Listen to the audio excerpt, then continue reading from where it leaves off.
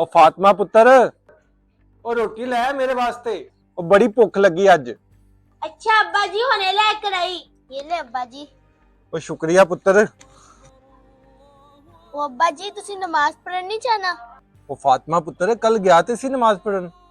ते अब्बा जी अज? ओ फातिमा पुत्र, ओ मैं हफ्ते च सिर्फ एक नमाज पढ़ना वा। ओ मेरे कोल इन्ना टाइम किथे कि 5 पूरियां पढ़ सकां। पर अब्बा जी ये तो बहुत बुरी गल है।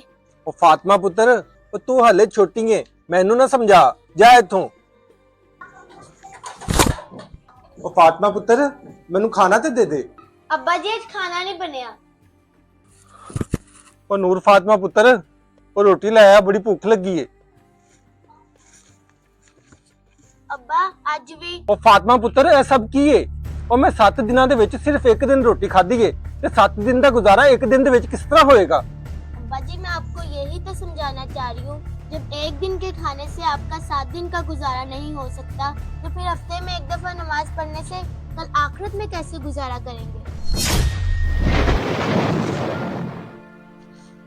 तो अब्बा जी मैं चाहती हूँ जन्नत में हम दोनों साथ हो।